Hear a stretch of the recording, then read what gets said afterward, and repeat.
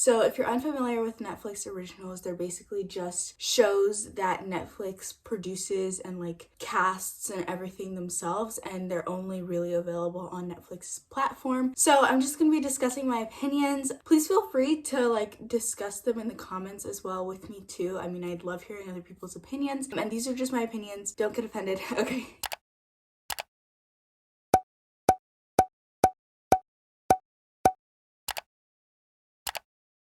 So the first show I wanted to talk to you guys about is Ginny and Georgia.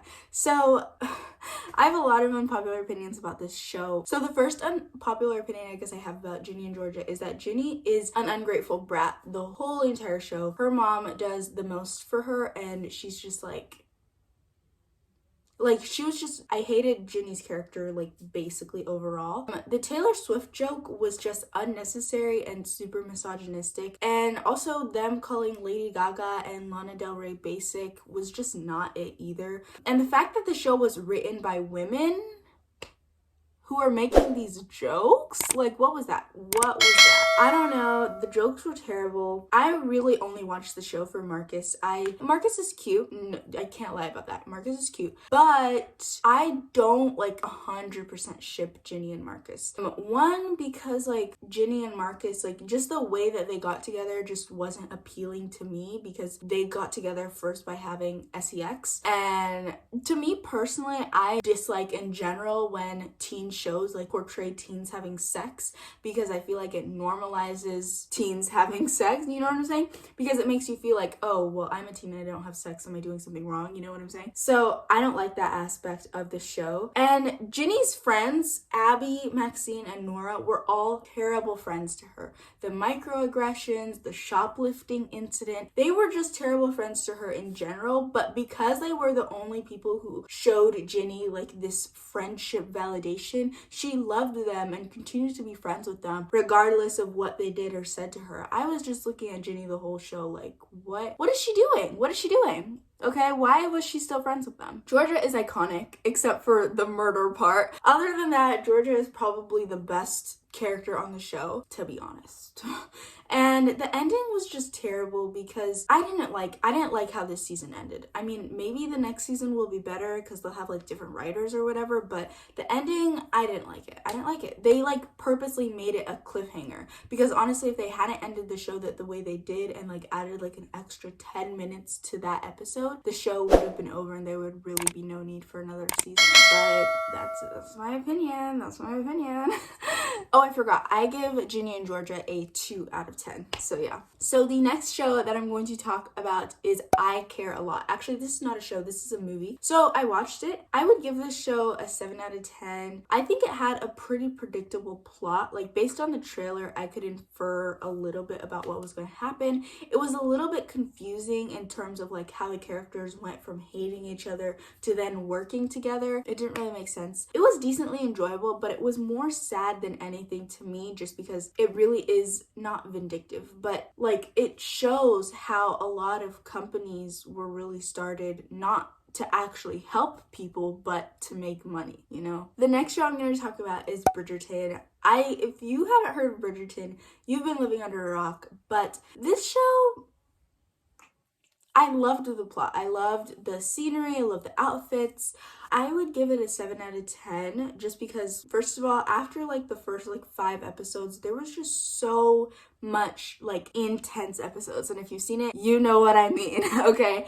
I just didn't like that aspect because I feel like it went from PG to like R in like 5 seconds. And I don't know how I feel about that. I don't know how I feel about that. And also there was a little bit of queer baiting in the show with some of the characters, which I don't really appreciate. It was not like, no. And there wasn't like, even though the show was decently good in representation, if you actually look at it, there was not that much representation. Okay, we had one mixed-raced man another mixed race lady, and then the rest of the characters were white. You see what I'm saying? You see what I'm saying? Like, that is not representation. You can't just throw in 1 or 2 black people in there and then say, okay, that's enough of diversity for today, you know? Like, I did not appreciate that with the show, so that's why I gave it a 7 out of 10. So the next Netflix original I'm going to be talking about is Gilmore Girls Revival. So personally, I would give this show a 7.5 out of 10. You obviously, I mean, you don't have to watch Gilmore Girls to understand the Gilmore Girls Revival, but it would most definitely help and give you a better insight into like the characters, because I feel like in the revival they address a lot that was left hanging when the show ended. Why, unpopular opinion number 1 about this show is, why weren't Luke and Lorelai married by this time? Okay, they were living together. They had probably been together for at least 4 years at the time that the revival was filmed. If it's going off of Gilmore Girls, they would have been together for a while. So why weren't they married? It seemed like they just didn't want to give Lorelai a happy ending. I don't know. Unpopular opinion. Unpopular. I did love seeing all the characters again. It really just tugged at my heartstrings. It was so cool just to see all of the actors and actresses back together for a couple episodes. I did like the relatability and the realisticness of the revival that I feel like original Gilmore Girls did not have. Like the fact that, you know, Rory, she dropped out of school and she was having trouble like really just finding herself and getting a career. And even Lorelai, even though she was, you know, in a stable and committed relationship, she still didn't feel like she had purpose and meaning in her life. And I feel like those were aspects that weren't really touched on in Gilmore Girls. And I also don't like how they ended the revival on a cliffhanger. Like, did they do that on purpose? Does that mean we're getting another season like in a couple years? Does this mean that another company could pick up the theme and like make a movie or something? I don't know, but they ended it on a cliffhanger again. I'm like, what is this? What is this, Netflix? What is this? But yeah, that's why I gave it a 7.5 out of 10. So the next Netflix original show that I want to talk to you guys about is A Fall from Grace. So I would give this show probably like a 7 out of 10. Let's talk about it. The representation in the show is good. It's basically just a black show.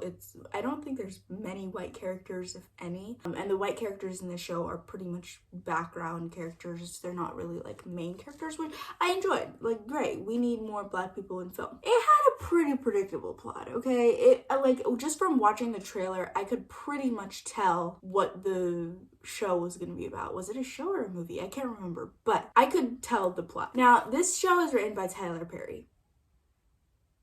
I have some problems with Tyler Perry, and I can make a whole nother video about the questionable things that Tyler Perry has put in his shows and his movies, but that's like a whole nother video. Anyways, it was decently enjoyable. I don't know if I would watch it again or recommend it to anyone, but it was decently enjoyable. So yeah. So the next movie, this is a Netflix original movie, is Moxie. It actually just recently came out. I think it came out like 3 days ago. And this show, first of all, lots of white feminism. Why is the boring white girl who has never really experienced any form of prejudice in her life, why is she the face of the revolution?